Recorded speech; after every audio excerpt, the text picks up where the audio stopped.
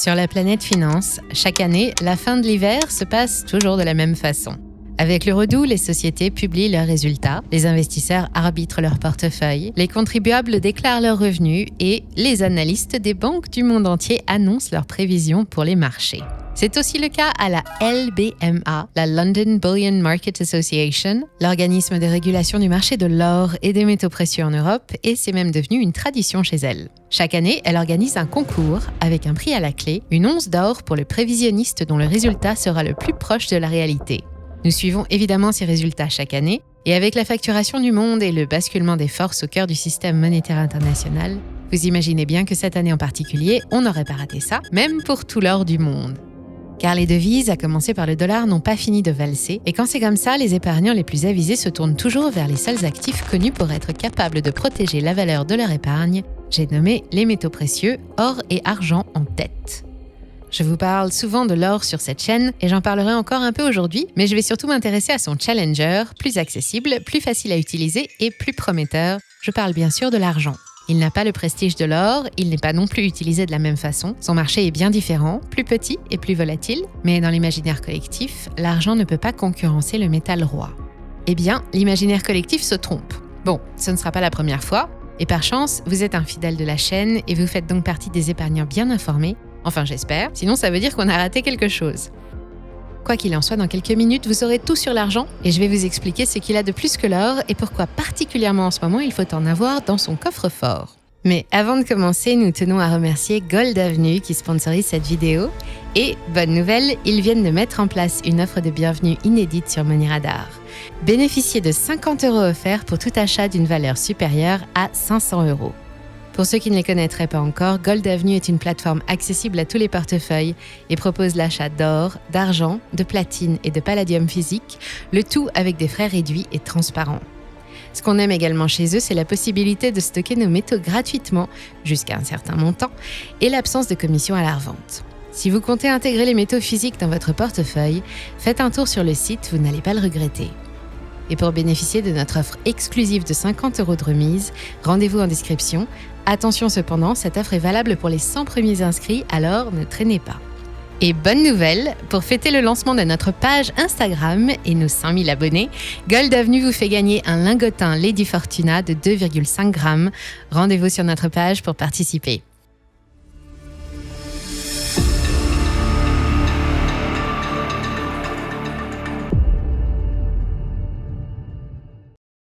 L'histoire qui relie les hommes à l'argent est aussi ancienne que celle qui les relie à l'or. On l'arrachait déjà aux entrailles de la terre il y a plus de 6000 ans. Il fait partie des 7 métaux sacrés de l'Antiquité et la Bible le mentionne plusieurs fois dès la Genèse.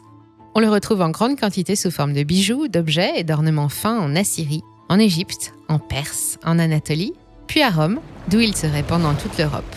Si l'or et ses reflets inimitables représentaient la puissance du soleil sur terre, l'argent était le pendant de la lumière blanche de la lune. Selon la mythologie égyptienne, il constituait le squelette des dieux. À Rome, les flèches d'Artémis, la déesse de la chasse, étaient faites de l'argent le plus pur. C'est aussi le seul métal capable d'abattre un loup-garou et un excellent moyen de reconnaître un vampire, car les morts vivants ne s'y reflètent pas.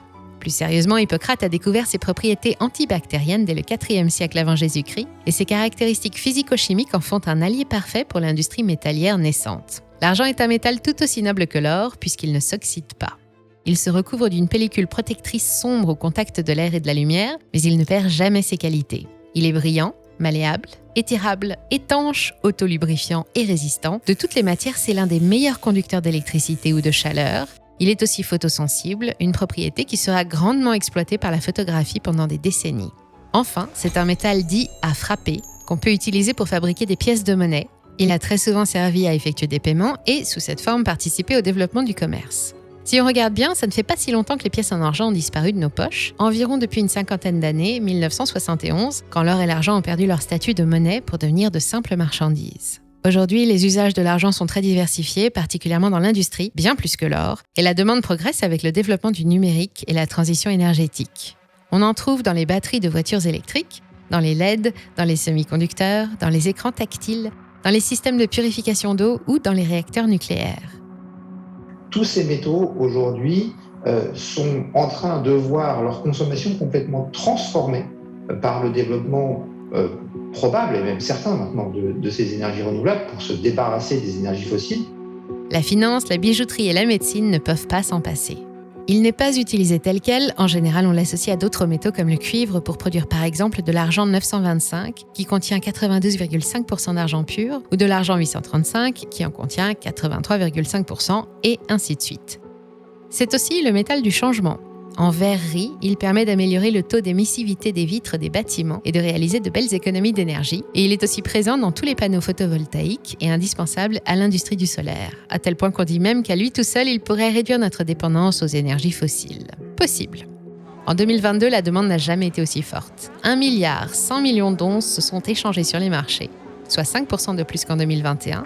Et du côté du Silver Institute, un conglomérat de compagnies minières basé à Washington, on s'attend à ce que les affaires continuent en 2023 avec une croissance attendue de 2,6 à 3,3%. L'accélération du déploiement des énergies renouvelables et l'engouement pour les voitures électriques pourraient largement compenser la baisse de la demande industrielle en cas de récession mondiale. À côté, l'investissement en pièces et lingots explose à un rythme que l'on n'avait pas vu depuis 2015. Un seul secteur est en difficulté, la bijouterie-joaillerie, qui est victime de la perte de pouvoir d'achat des ménages. L'ennui, c'est que la production minière et celle des filières de recyclage n'ont pas pu suivre, avec seulement 1 milliard et 22 millions d'onces produites. 80% de cet argent vient toujours des mines, et non, il ne pousse pas sur les arbres, mais en dessous. 40% de la production provient de filons présents dans la nature, que l'on appelle argent natif, dont les plus grosses réserves se trouvent au Mexique et au Pérou, mais on en trouve aussi en Chine, en Russie, en Australie et en Pologne. Le reste vient de l'exploitation des mines de zinc, de cuivre et de plomb, des éléments qui lui sont souvent associés dans la nature. On estime la quantité d'argent disponible sous nos pieds à 510 000 tonnes, mais une partie n'est pas accessible. Cela représente grosso modo 17 ans à notre rythme actuel de consommation et 580 000 tonnes dorment dans des coffres de banques mondiales. On extrait chaque année presque 9 fois plus d'argent que d'or, environ 27 000 tonnes contre 3 260 tonnes d'or, mais la quantité reste minime comparée aux 60 millions de tonnes d'aluminium ou aux 23 millions de cuivre arrachés à la roche. Et c'est ça ce qui fait de lui un métal rare. C'est ce que semble confirmer le rapport du Silver Institute. L'année 2022 se termine sur un déficit de production de 71 millions d'onces. C'est la deuxième année consécutive et ce déficit se creuse de 37% par rapport à l'année dernière. Un déficit, ça n'était plus arrivé depuis 6 ans et s'il devait se résorber, il restera élevé cette année encore. Pour répondre à cette fièvre de l'argent, l'industrie minière compte augmenter la production de 5% et la filière du recyclage, encore modeste, devrait aussi progresser de 3%. Ensemble, ils devraient atteindre 1,5 milliard d'onces, soit 37 000 tonnes, ce qui sera toujours insuffisant. Mathématiquement, tout ça nous laisse envisager une nouvelle tendance à la hausse, mais jusqu'où ? L'or et l'argent ont pas mal de points communs.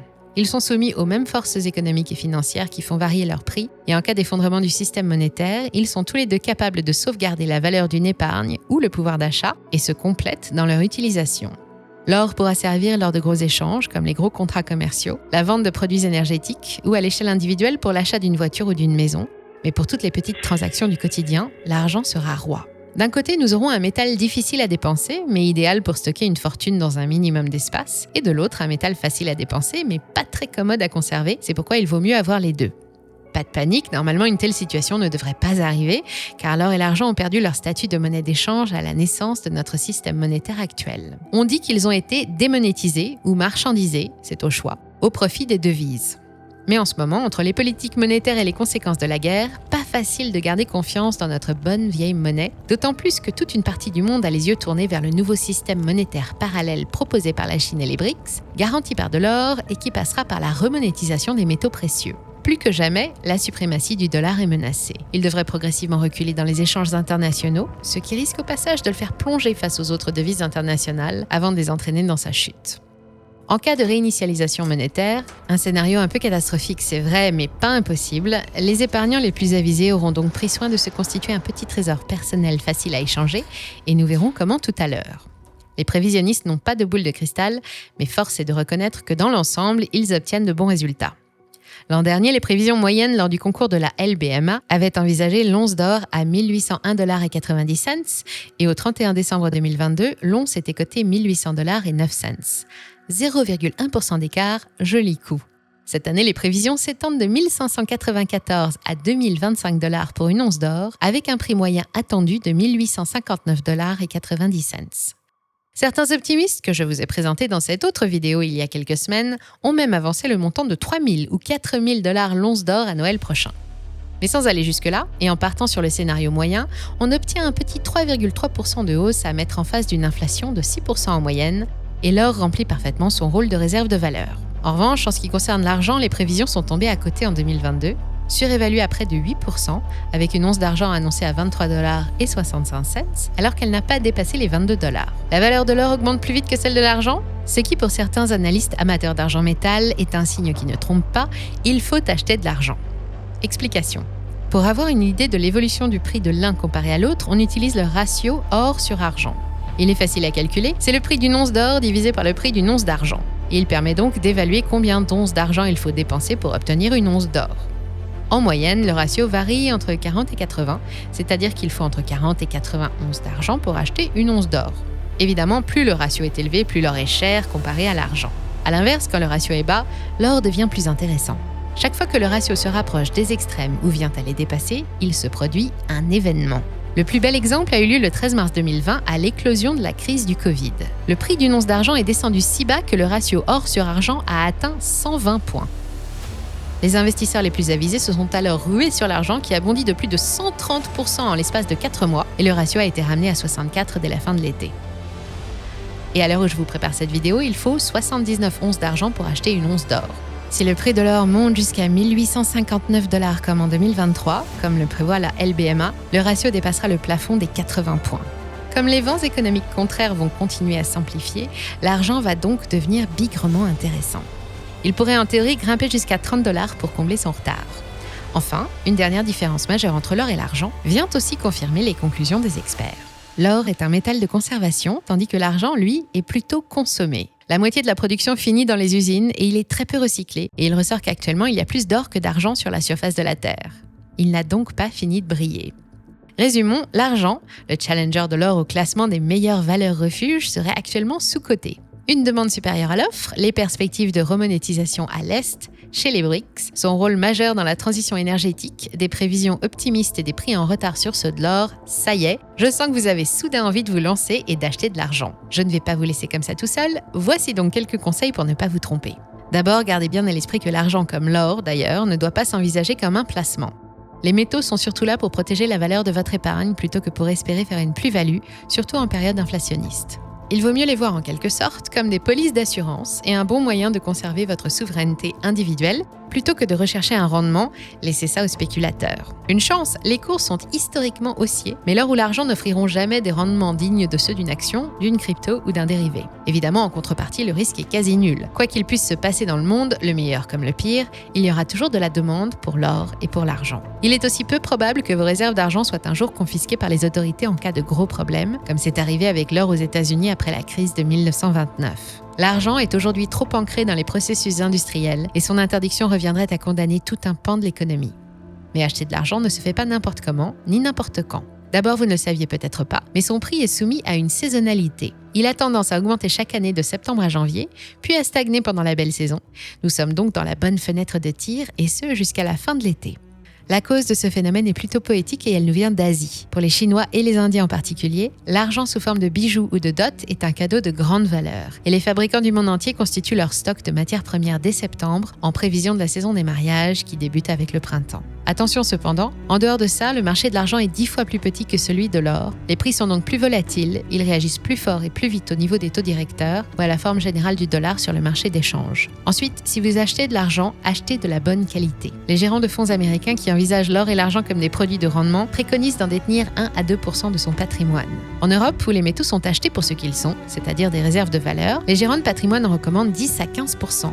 Une somme qui doit ensuite être ventilée à hauteur de 60% sur l'argent et 40% sur l'or. La stratégie la plus couramment utilisée consiste à acheter chaque mois un peu d'argent métal sous forme de pièces ou de lingots, toujours la même somme en fonction de votre budget. Évidemment, depuis le début de cette vidéo, quand je parle d'argent, je parle bien d'argent physique, autrement dit, sous forme de lingots, de pièces, de bijoux, de vaisselle, de pépites ou que sais-je, que vous pouvez toucher, palper ou croquer si ça vous dit. Il n'est pas question de son pendant virtuel. L'argent papier, comme les trackers ou les fonds communs de placement par exemple. Son prix suit les mêmes mouvements que celui de l'argent métal, mais il ne vous permet pas de thésauriser, c'est-à-dire de sortir votre épargne du système monétaire ou bancaire. Sans compter qu'à l'heure actuelle, les instruments financiers dérivés de l'argent représentent 145% de la valeur de l'argent physique réellement disponible pour les garantir. Bref, fuyez.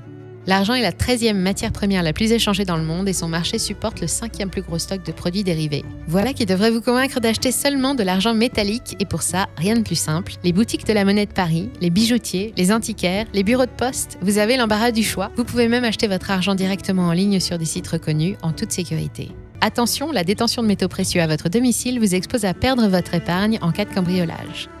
Ça n'est pas si facile de dormir avec 30 000 € en Napoléon sous son matelas. Le stockage peut donc devenir un problème et dans ce cas, faites-vous accompagner.